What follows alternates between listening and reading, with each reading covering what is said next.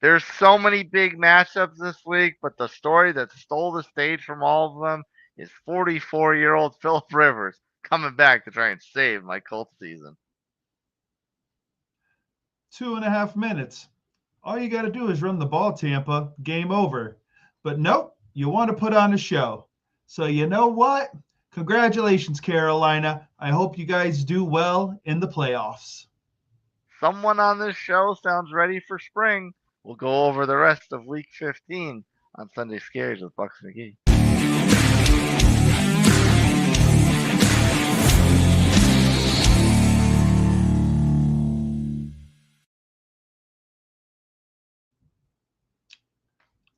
Sometimes in life, you just got to know when you suck. You look good, the window dressing's good, but at the end of the day, you just can't figure it out. And that's where we're at with Tampa Bay. So you know what? Carolina, congratulations. I'll be rooting for my boy Dave Canales and the Funky Bunch all the way. Wow. You're taking a much more positive spin on this than I would have thought. Oh no, because I left all the explicits before we got on air. I'm smart like that. I know Yeah. people watch. It could be a family-friendly show. I'm not really not sure yet, but no. At the end of the day, no, they deserve to lose. They absolutely deserve to lose. There was no reason for them to win this game. The rage is out of your system. It's all out now. Oh well, the first wave is out. They'll be The second first and one, third. yeah. The first wave. So by about 4 a.m., I'll be able to go to bed. That's right. All right. Well, I'll try to prime you up right now. So, what is more frustrating here? The fact that watching a team with the lead in the fourth quarter just refusing to run the ball, they made an effort on the second drive out, but the first drive out, it was all pass, and Bucky wasn't even on the field. Or is it more frustrating to see the defense turn Kyle Pitts into the second coming of Antonio Gates? At first, I'd say Kyle Pitts, but Kyle Pitts is talented. Now, if you told me that was someone like Zach Ertz or something, then yeah, I'd be pissed beyond belief. But we all know Kyle Pitts has the ability to be the unicorn, and once he leaves Atlanta next year, they'll know what they're missing. Yeah. No, what it comes down to was the play calling. It just made no sense to me. 2.5 minutes to go. All you've got to do is run the ball. Run the ball. You've got three backs that can run the ball. But no, Right. for whatever reason, our OC decides, yeah, let's throw the ball. And mind you, I've said it many a time. I will ride and die with Bake till the end. But that interception was the worst thing I've seen. You watch that replay, Chris Godwin's open. All he's got to do is throw it. It's almost a slant play. He hits Godwin. Worst case scenario, it's an incomplete. But nope, they tried to force feed Mike, and there was a point where you knew it was going to bite him in the tail, and it did. So you know what? Go ahead. I hope Atlanta loves it. They for some reason think they're talented, and we know they're just a joke. So at the end of the day, Carolina's going to win the division.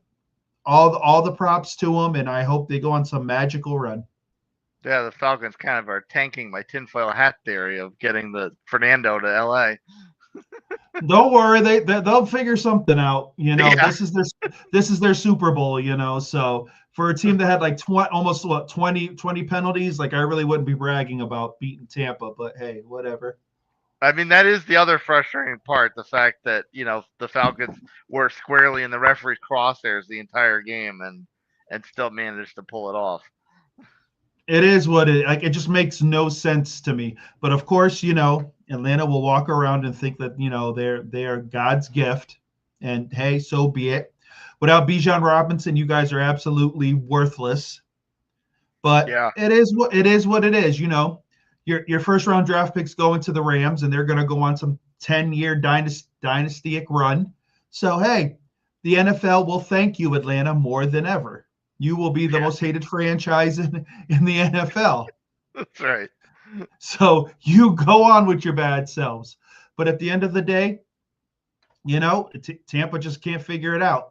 So right now, it wouldn't surprise me if people are lighting things on fire, screaming for Todd Bowles' head, because as the head coach, it's a situation where it's like run the ball. At the end of the day, you run the show, run the ball. But hey, go ahead, Todd. Sit there with your stoic look and good luck with a job in the next couple of years, because sooner or later the Glazers will get smart and fire you. Well, I mean, you brought it up last week, almost begging and pleading for him to be fired, and after this one, you may get your wish, whether it's Friday, whether it's Black Monday at the end of the season.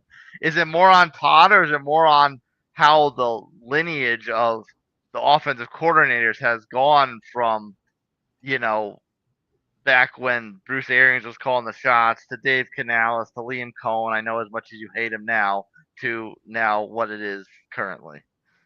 Well, it was all good till this jamoke Gazard takes over. So no, let's be honest. Now, mind you, yes, my issue with Liam Cohen is the way he left Tampa.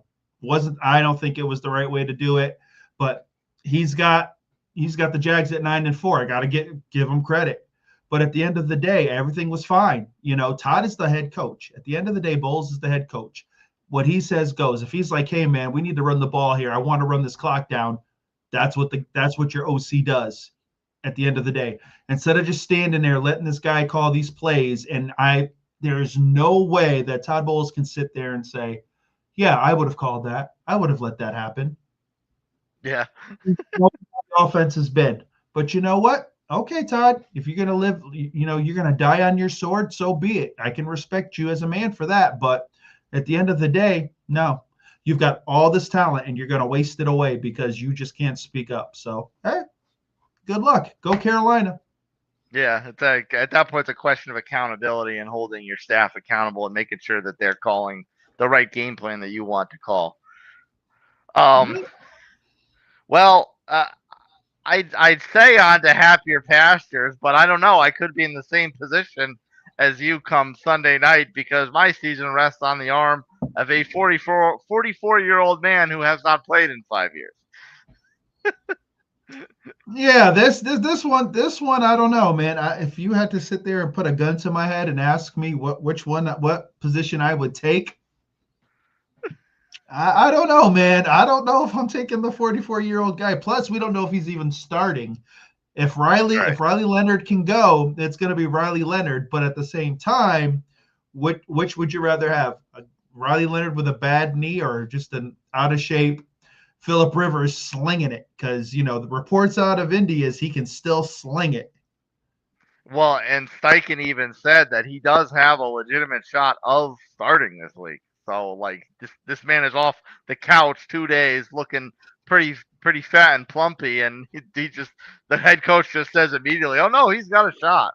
So I'm almost thinking that Riley's knee is worse than it may seem, because I agree he's been in this offense all year. If he can go, he should go. But after the Daniel Jones situation, I feel like there's not a good track record to throwing a quarterback out there with a potential injury.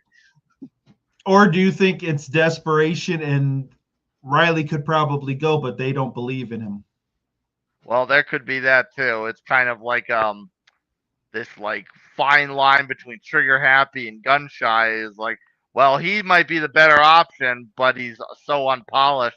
We'll go to the guy with eons experience and a Hall of Fame career, but he's dusty as all sin. So he's your Joe Flacco this year, huh? Well, gosh, I hope he's better than that, because despite what Joe Flacco's done in Cincinnati, he was nothing of the sort when he was in Indy. It's going to be interesting if they decide to go with Rivers. It's going to be interesting what this offense is. I don't know. I'm not interested to see how this plays out. So it's got to be run heavy, and then just Phillip has got to just take his shots. Rivers has just got to take his shots where he can. I can't see him slinging the ball 35 times, 35, 40 times. I don't see it. But weirder things have happened in the NFL. Look at tonight. So hey, Philip Rivers could throw for 500 yards this week. Weirder things have happened, and these Bucks that you're so fond of dumping on in the moment did beat these same Seahawks up in Seattle. So maybe Philip Rivers will do it too. There you go, Philip Rivers taking out the 12. So be it. Yeah. It's well, like it's crazy, like to know that there was like nobody else out there for them to say, okay, we got to figure this out. There was no one else, and Philip Rivers was the guy. So we'll see what happens, but I don't know, man. I just don't know. I think at this point, regardless of what happens, once the offseason hits, I think you got to say goodbye to AR and find yourself and go back in the draft, find yourself somebody and just move on. Oh yeah, no, AR I'm completely ship has sailed on. Whether or not Daniel Jones can bounce back and still be a part of this team remains to be seen. But AR, I'm done with. They can put him in a box and ship him to Zimbabwe for all I care. Oh, boy, I think Indiana Jones is legit, just a bad injury. I think the way they went about it was really rough. I think if they had Yeah. just pulled him right off the bat and then just see how things go from there. But yeah, I think you stick with Daniel Jones. I think he's legit. I think AR, somebody will give you a 5th or 6th round pick for him because of the potential. And then at that, you move on. Yep. And who knows? By Sunday night, we could go from a Colts and Bucks fan hosting a podcast to two Carolina Panthers fans hosting a podcast. Who can't wait, man? Go Chuba Hubbard. Woo-hoo. Do you know that they signed Josh Norman back? What? Why? He can't do anything. He might be more useless than Bill Rivers. Because I guess J.C. Horn is hurt. I believe it's Oh concussion. yeah. So they brought him back. So I saw on his Instagram calls himself the Dark Knight. I don't know, man. He's pretty much rubbish to me, but okay, we'll see what happens. I might have to get a Josh Norman jersey.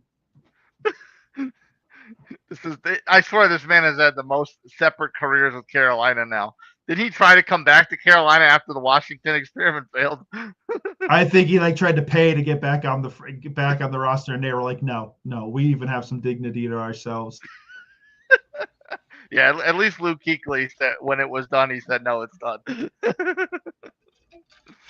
But who knows? What could probably happen, and the way the world works is because the Bucs only have to beat Carolina twice to win the division. That just has to happen. And what will probably happen is Josh Norman will get burnt by Kate Otten for winning touchdowns, and that's how that's how Tampa gets into the playoffs. And I'll just sit here shaking my head, going, "The world is cruel. The world is cruel." To truly punctuate this bizarro Superman of the NFL season. Exactly. But hey, Philip Rivers, man, I hope you do your job, man. I hope you for the next 3-4 weeks do some special things. Yeah. Well, there's some big matchups in the NFL this week. We love talking big matchups, especially as it turns into something to distract ourselves from our own team's misfortunes. And the league's been getting it right lately. Like the last couple of weeks, there's been a lot of big games. We were used to making fun of all the garbage every week. Yeah, look at that. They just waited till week 13, 14 and said, okay, let's get this popping. Here you go. Yeah. The first one is interesting because the last time the Bills and Patriots played, it was up in Buffalo, and we figure like, okay, well this is Buffalo. They kind of their defense got off to a slow start, getting lit up by the Ravens, but they still wound up winning that game. And they were kind of getting their feet under them, and Drake Maye kind of brought them back down to earth. It was kind of Drake Maye's coming out party. Now the Patriots have uh, put up this pretty impressive record against an otherwise not very impressive crop of opponents. And here they welcome the Bills to town. The Bills are kind of hot right now, but not in the most sexy way. Do they kind of keep some momentum going here, or and bring Drake Maye back down to earth, or are the Patriots? This is kind of like the Patriots' real proving ground here.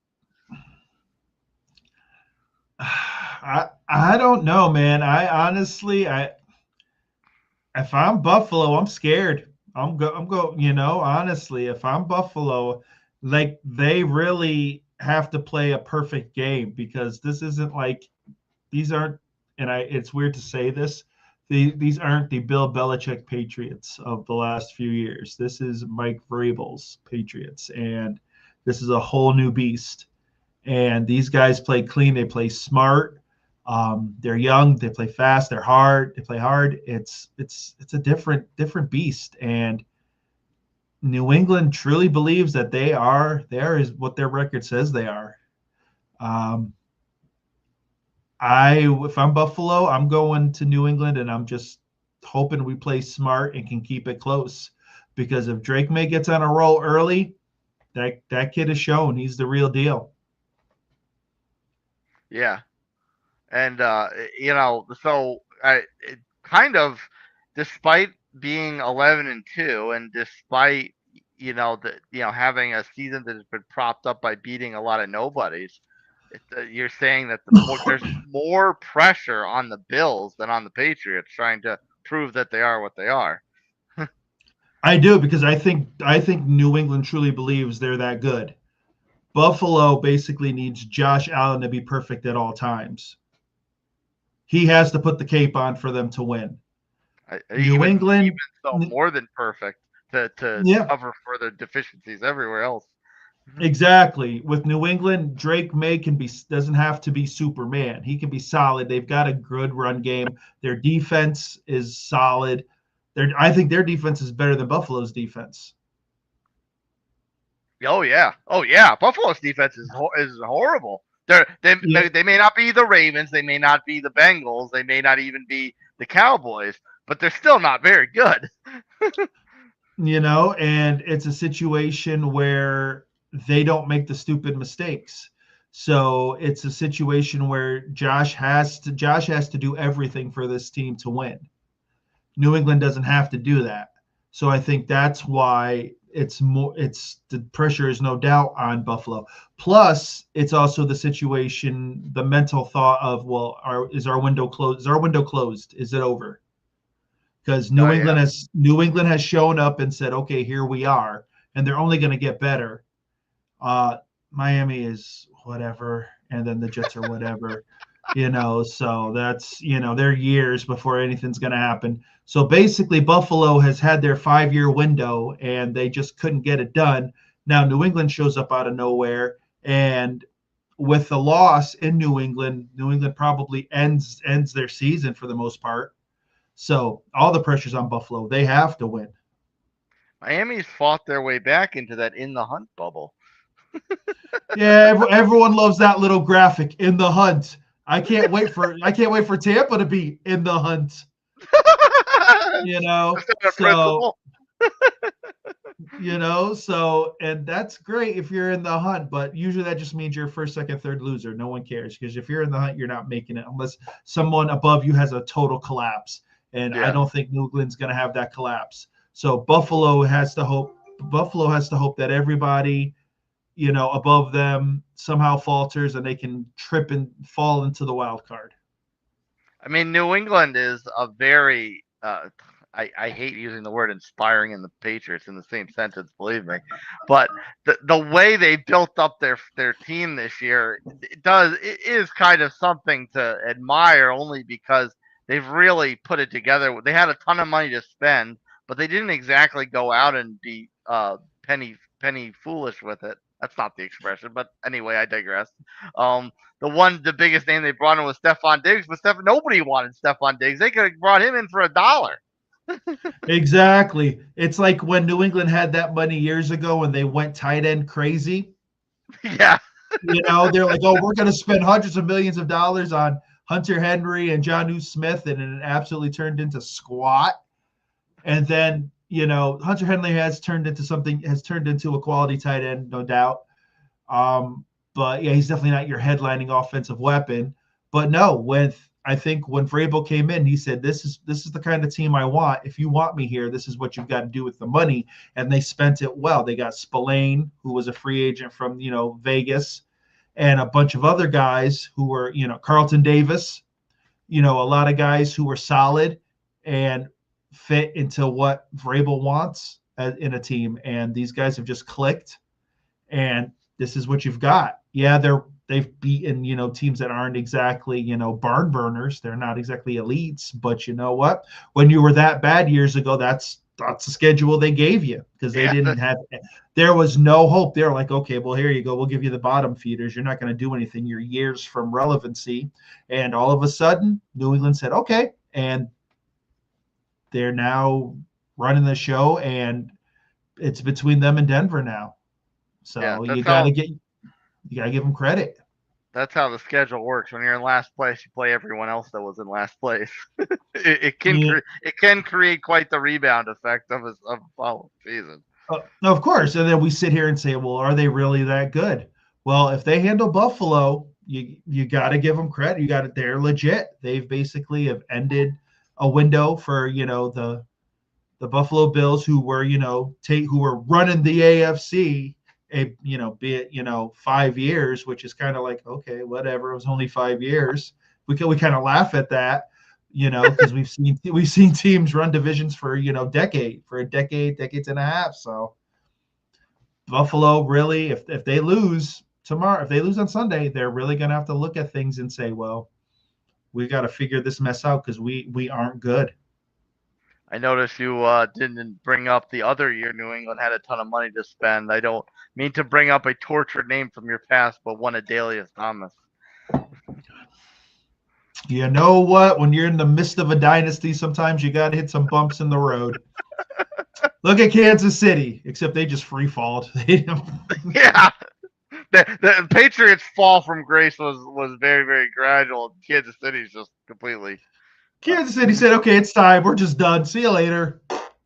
I just don't like the fact that New England's fall for grace was immediately followed by a steep climb back uphill.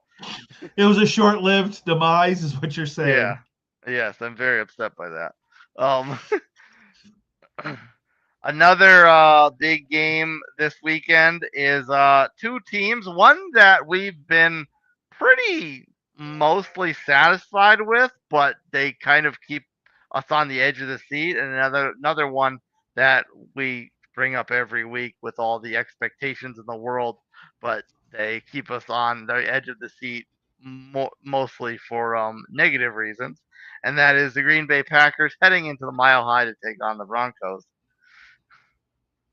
I don't know what this game interests me. This game is I like this game. I'm not gonna lie.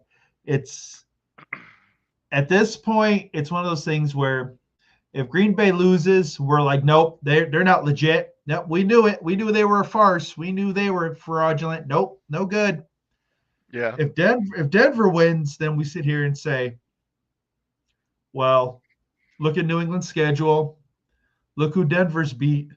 Denver has to be the real deal. We have to take them as the favorite. Yeah. So it's going to be interesting to see how this game plays out.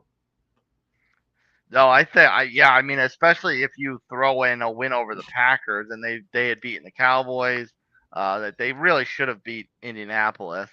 The Denver's got a much stronger. They've beaten the Chiefs. They still got another game against the Chiefs, I believe, on Christmas Day. So they've got a much more stronger body of work going into the playoffs than the Patriots do. Oh, they were. If this was college, and this was the whole Oh yes, Miami, this was the it's whole disaster. Miami Notre Dame fiasco, then yeah, then Denver would get the nod, no doubt, over New England. New England would definitely be Notre Dame, and people would be mad and crying and such. But this game is going to be fun. We're going to see if Bo Nix has truly arrived. This is legit right here because everyone's talking how Denver could be Super Bowl bound. So in theory, this could be a Super Bowl matchup, though I don't believe in Green Bay for anything. I just Yes. don't. But this very well could be. So we'll see what happens. But yeah, this is big time. So if Denver's defense is legit. The offense solid. It's going to be interesting. Both defenses are high end.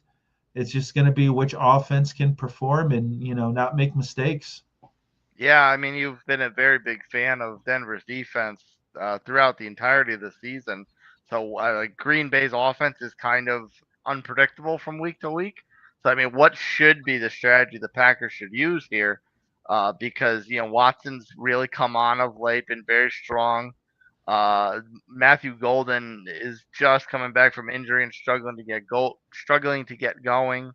Dobbs is kind of here one week on the next. Jacobs has been very steady this season, but a little banged up of late. What's the best strategy for Packers? They got to be able to run the ball. Like you can't have Love sit back and throw 40 times. Like he can't not against this defense. They'll have a field day. They got to have great balance. They got to be able to run the ball.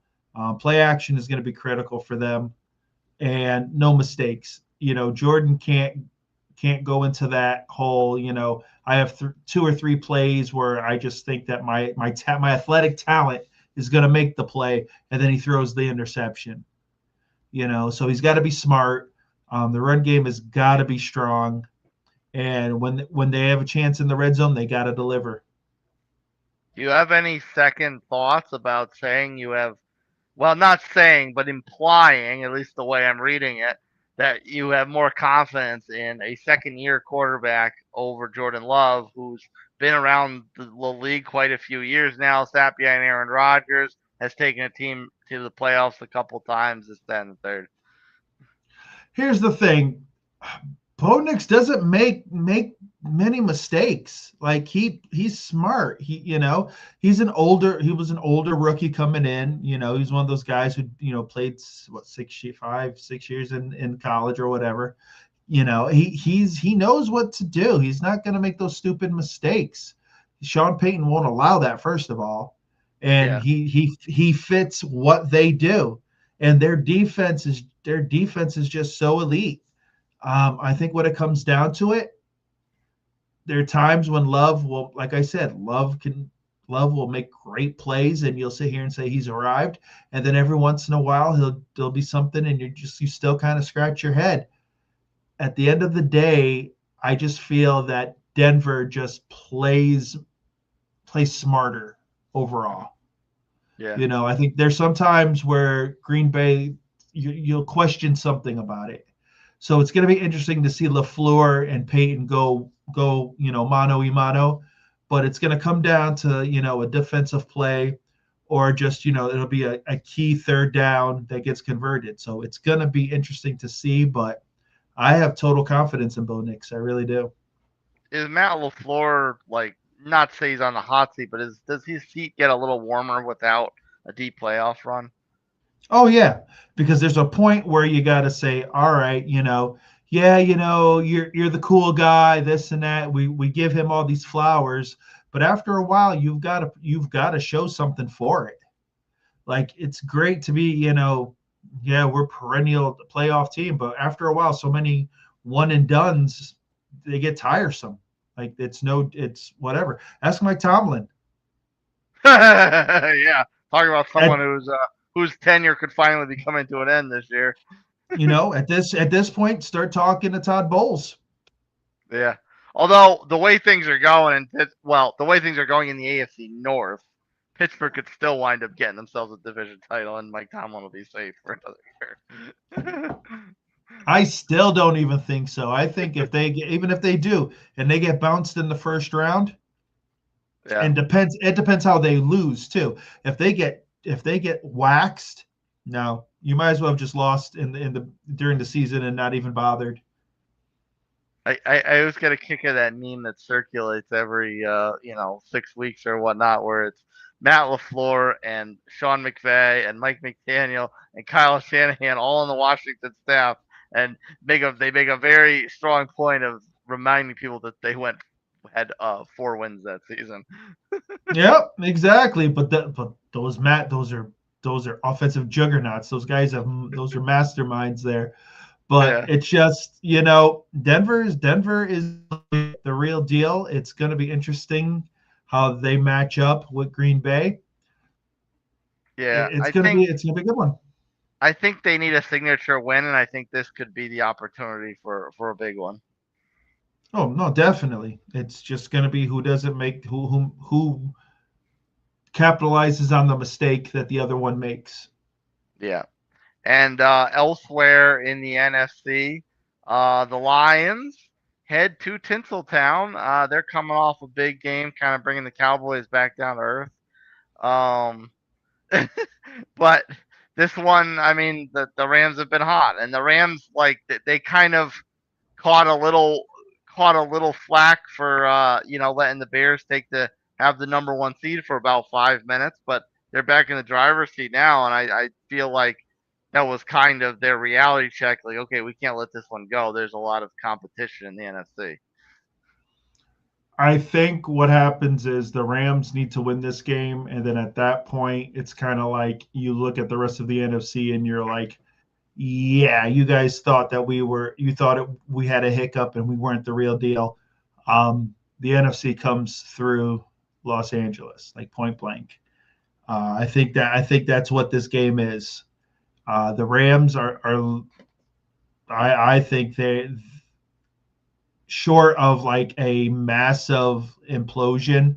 I think they go to the Super Bowl. I really do. I don't think there's any other team in the NFC that's going to really challenge them enough.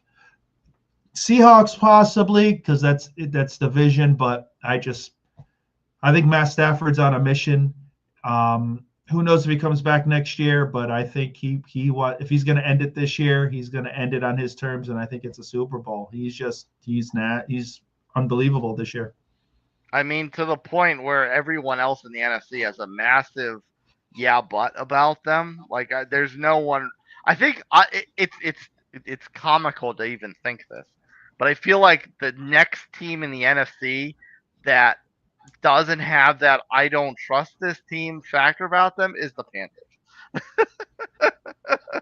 Yeah, exactly. But it's also one of those things where it's like, okay, are the Panthers going to be that team that just somehow magically makes their way Yeah, through and then they make the conference championship, and the next thing you know, they're nothing for the next 15 years? Like, yeah. is it one of those teams? Um, it's the Rams are just so good, man. The offense, their defense is solid. There's really aren't many holes, so I think the Rams are just going to handle business. It is what it is. How much is this game a must win or a desperation for Detroit? Because not only are they still in that funny in the hunt graphic we love to dump on, but if the Packers kind of poop their pants a little bit in Denver, and if the Bears can't rebound off of last week, the Lions are right back in the mix for the division, and they could be in a situation where it's really division or bust for the Lions playoff chances because of how competitive the wild card picture is. So like how important is this game? I mean, well, I agree that the Rams in theory should run over them, but the Lions really need this as improbable as it may be to win. The problem is the Lions for a couple of years had were the media darlings. It was, oh, once they made the playoffs and won at home and all of that, and it was just they were the feel good story. Dan Campbell was the guy. We're gonna bite their kneecaps. He was just that guy, and America fell in love with the Lions. Now it's been a few years and they haven't done what they've needed to do. So now they're in desperation mode, and now is it okay? You got your window was smaller than anybody else's, and you guys just gonna get the job done. So now you guys, no one's afraid of the Lions anymore. Mm-hmm. Like last year, the year before that, it was, oh man, this team is dangerous. Like no one wanted to play them. Now it's like, okay, well, it's Gibbs and what else? Like they have weapons, there's no doubt about it, but it just seems like, all right, just get to golf and the party's over. We're good to go. Control. You let Gibbs. If Gibbs is going to run, Gibbs is going to run. There are just some guys you can't stop. Yeah. Like Bijan Robinson. Like he's gonna get his numbers, but it's everything else around him that you stop, and you should be okay. So if Gibbs is going to run, if he's going to be their only source of offense, then okay, you take your chance with that. Don't let St. Brown get his numbers and everybody else. Their defense, yeah, they can rush the quarterback, but their secondary is beat up. Branch is gone for the year, and these guys, it seems like one corner every week is getting hurt and is out for a sustained period of time. So they're desperate, and sometimes desperate teams do stupid things. Yeah, and that offense, like you said, they've got a ton of options, but they really don't use them. I mean, Sam Laporta was a rookie phenom, and in the last couple of years, even when he's either hurt or when he's on the field, they just don't look at him. His number doesn't get called. The Sun God's amazing. Jamison Williams is here one week, on the next. Khalif Raymond is nothing more than a glorified fourth receiver. And Isaac Mm-hmm. Tesla, I mean, they love this kid. He's always on the field, but he's probably had 2 or 3 games all season where he is actually a factor. And so they don't throw at him either. Yep, exactly. So it's like, all right, at this point, you kind of figure out what the offense is. It's like they go to St. Brown early in the game, and then for some reason there'll be like blocks of time Forget where you about don't him. hear. Yeah, and then all of a sudden Goff's like, oh, wait a minute, I've got this guy. Let me throw to him. But then it's like, when they're hurt and they need something, they're like in a hole. Let's go to Gibbs. Let's go to Gibbs. Oh, let's sprinkle in some Montgomery here and there. There's no Mm-hmm. consistency. This offense is not as potent as it was last year, the year before that. So now they've got to figure things out. And like I said, their defense is really, not like I said, they can rush the passer, but that secondary's beat up. So they're desperate. No, they really did not shake the injury bug from last year. Last year that was what really was their downfall, is the injuries across the defense, especially with Hutchinson on top of the Mm-hmm. secondary getting ravaged. This year they have Hutchinson. He's having an amazing season. The secondary still hurt. And the linebackers still are mediocre. So I don't know what the Lions are going to do. It's tough. I can sit there and say, yeah, maybe they've got uh, maybe a puncher's chance at the wild card, but we've talked about this. They need San Fran to literally, lose out for them to even get in, and that's not going to happen. No, yeah, exactly. As kind of mind-boggling as that may be, we hear the Niners. Everyone's been hurt. They're slowly starting to get a little bit more healthy with Brock back, but they're still kind of hurt. Uh, they're like very much held together with toothpicks and duct tape, and they're not slowing down, like you said. Yeah, they're like the weirdest 9-4 team I've ever seen in my Yeah, life. I just don't get how they are, but you know what? Maybe they limp their way to the Super Bowl and get demolished by New England or something. I don't know, but you know what? You give them credit.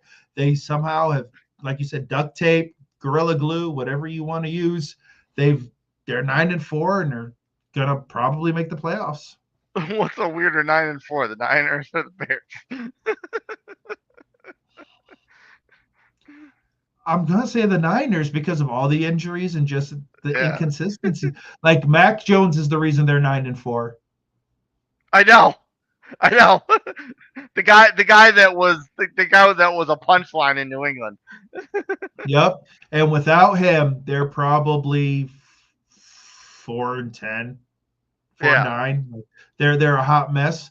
So the Niners are the anomaly, but it's just crazy how the Lions have just fallen off, and now that they're in survival mode. Yeah. Well, Bucks and McGee, it's time to play our favorite game. Do do do do. Oh, home run derby. Yes, that's right. I forgot. It's springtime. Springtime. No, extra point. Extra point. Extra points. So we're gonna have a theme with extra points here. With a loss this week, a loss in week Mhm. 15, is this team out of it? Is their season on ice? So the Okay. first one is probably an easy one because I highly doubt that this team is in that big of a risk to lose. But the Cowboys do, in fact, do weird things. And they are playing the Vikings on Sunday night. The Vikings, through some miracle known only to the man upstairs, are still not eliminated, still in the playoff picture. So, Mhm. and they are coming off the loss to the Lions on Thursday. So, are the Cowboys done if they lose to Minnesota? I think you've got to say yes. I really do. If they lose to Minnesota, I think the numbers are against them. There's no way that they're good. There's no way they can. The 49ers I believe are the is where the Seven. numbers at. Yeah. They are the 7th. So basically, you've got to be able to, you have to hope that the Niners lose 2 in a row and that you basically go on a run. And I don't see I just don't know if the Cowboys have that in them. They've got great offense, no doubt about it. They're going to put up points, but their defense just isn't there yet. Their defense doesn't match the offense. Yeah, I mean, it got a little bit better since Keenan Williams came to town, but even then, they still give them points. I mean, they just got lit up by Detroit. It's like they have these pockets where the defense does well, but then they have these moments where the defense just falls apart and an offense, busts out 2 or 3 scores on them. So yeah, if the Cowboys lose to Minnesota, I think you pretty much can say they become spoiler. They don't have a chance. They can spoil it for somebody, but I don't think they could get in. They become a better version of the Falcons. Yep, those winners. Yeah, but they're winners tonight. Yeah, that's true. But the Cowboys do have another way in because the Philadelphia Eagles continue to be in a free fall. So in theory, that could continue, and the Cowboys may have an outside shot at the division too. It'd be one of the biggest collapses, I think, in the NFL. I can't see the Eagles really falling apart that much. But you know what? Weirder things have happened. So I've got to, if Philly loses this week, then okay, then we have this conversation where, but something's wrong. Philly's got to lose and Dallas has got to win. If that's the case, then we have the conversation. If both of them lose, then it's like status quo. If Philly finds a way to lose in a blizzard to the Raiders, I think we start opening up a new room in the penthouse. See, I can't. They're the defending champs. They get a bye that way. They've had success. They're not Buffalo. They're not the Ravens. They've had success. Okay, they get a pass on the penthouse for this year. Exactly. Now, if next year, then they can move on up like the Jeffersons. Yeah, next year they're in that senior van that drives people around to their activities for the day. Exactly. That assisted living, that quality van that picks them up. Then they're in there. But this year they get the pass. Next up, team we've almost said their season is on ice with every loss lately because we so enjoy it. But this week, it's the rematch with the Chargers from the Sao Paulo game in Week 1. So they're sitting at 6-7. So now, if the Chiefs drop to 6-8, if they take their 8th loss and lose to the Chargers again, is their season on ice? Is the Chiefs' season over with a loss this week? Yeah, I don't think there's any way they bounce back. I think mentally they're a hot mess. If anyone watches, the Kelsey Brothers podcast, I almost felt bad for Travis. He sat there and was like he's usually upbeat and stuff. Playing with his hair. He's usually feeling good about himself. He's just staring off into space, I don't know what's going on. We usually find a way. Literally, it was 5 minutes of depression. I almost felt bad, but I was nah. I was nope. Welcome to the real world, buddy. It ain't all roses and pineapples or whatever you want to say. No. Well, first of all, I think they somehow find a way. I don't know. I just don't trust the Chargers this week. They survived the last week. I don't know. I could see the Chargers somehow losing this game just because the NFL gods are weird that way. But if the Chargers do beat them, yes, I think it's over. I think it's finally, let's move on and look towards next year. Let's get the Kelsey, retirement party going. It's done. It's a wrap. What's the biggest failure on this team? Is it the leadership? Is it coaching? Is it the defense getting too old? Is it the offensive question marks? Where's the blame fall on this team as they would try to rebound for next year? I think it's ego. I think they felt they could. Here's what I think. They think they could have put anybody in any spot, and oh yeah, we can do this. It's no problem. Let's throw any receiver here. We can do it. That's fine. We can run. And you've got all this talent at your receiver, position, and Hollywood Brown, meh. Xavier Juju Worthy, Smith-Schuster. yeah, you're like really, why did you bring him back? Like, what has he done? Yeah, where's What was Miko his Hardman at that point? exactly? You might as well brought back freaking whoever the last five receivers you had. Like, it's just nothing there. Like, it was almost like we can just plug anybody in and we'll be okay and we'll be fine. And that's not the case. You have these receivers. Everyone was saying once Rice came back, they were going to be the juggernaut offense was going to return. No, it hasn't returned. You can't run the ball. Patrick Mahomes is your best rushing rusher. Like, let's be like, Yeah. literally, it's Patrick. Like, you guys can't run the ball. Like, Hunt will have his moments, but it's few and far between. It's ironic because it feels like Patrick has run less this year than in years past. He doesn't Yeah, have as many of those magical Mahomesian 15-yard scramble outs that save the day. that's called age. He's getting Oh, older. Like, let's be honest. He's closer to 10+ years than he is the less. Like, let's be honest. yeah. And like this last couple weeks, he's been limping around a bit. He's been taking the hits. Their offensive line has fallen apart. They were like, oh, we fixed the problem, blah blah blah, and nope, it's no better than it was, last year. So no, I think it was ego. I think they felt they could just plug it in, and the Chiefs' magic was going to be there, and it's not. Yeah. Where was, as far as the magic not being there? Where did the bottom fall out the most as far as the dissipating magic? I think the run game is not consistent. Um, and believe me, I have, and it's weird because I've enjoyed the downfall. There's no doubt about it. You watch all our shows. I've enjoyed the downfall, but I've spoken highly of like Pachenko and guys like I'm like I like this kid can run hard, but the problem is he runs too hard. The offensive line just hasn't held up, and I think age is kind of caught up with Patrick. I think everyone's kind of figured out what to do against them. Their defense is for the last couple of years has been the hallmark, where before it was all the offense.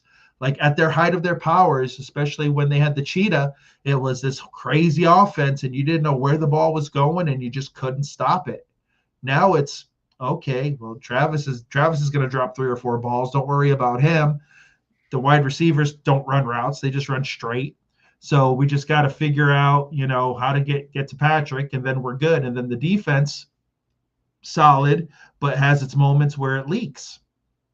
And if age caught up with Patrick, not only did it catch up with Travis Kelce, but it ran him off the road.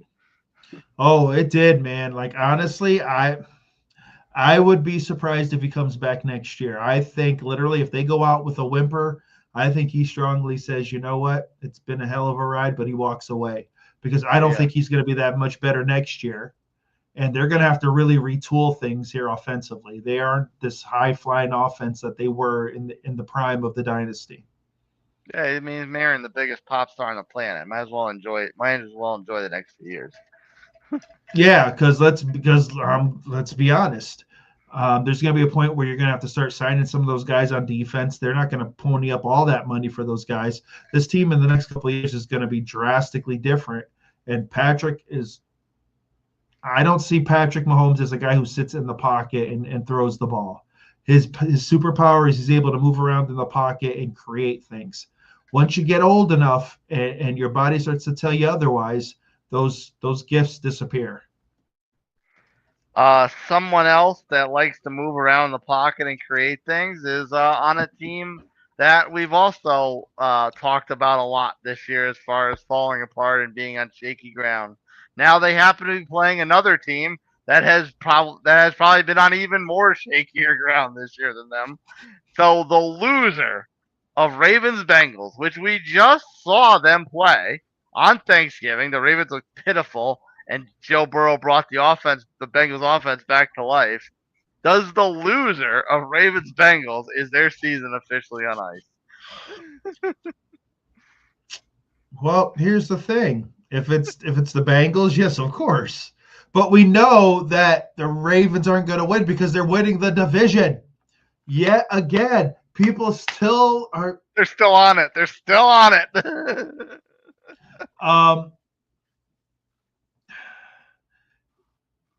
Yes, I think whoever loses this game, just like old Yeller them, like just take them out to the shed, and just let's end it because I'm tired of it. If the Ravens lose, they deserve just to fall apart. I'm so over it.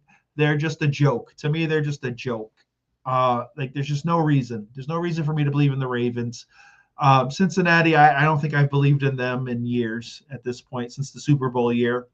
It's just you're gonna. It's First of all, we got to make sure Lamar's 100% because he's missed practice. They have talent. They just can't get it together. And then Cincinnati puts up points, just can't stop a nosebleed. So it's flip a coin. What's up, Taps and Pints? Thank you for hopping on here. We're talking this. Oh, here we go. Here we go. Oh boy, here. Oh jeez, jeez, Louise. I hate to shoot the hopes and dreams of individuals, but really, like there is nothing. Is Isaiah likely going to catch a touchdown? Will he catch an actual touchdown? Here's the deal. I would love for the Ravens to turn it around and go on some magical run and win it all because I have been on their boat. I have banged the drum for them, and all they have done is hurt me and disappoint me, probably just as much as my Tampa Bay Bucks. So I can't do it. If they beat Cincinnati, gives me no. I'm not that much. I'm not impressed. It's Cincinnati. It's Cincinnati. So it may keep them in the playoff hunt another week, but right now, this game, I think whoever loses is basically assigned their death warrant. And the reason I still think like it could be Cincinnati winning here is because they just beat them, and they beat them for the exact same reason that they should have beaten them because the Ravens defense just isn't good. Yeah, but see, the problem is Cincinnati's is horrible.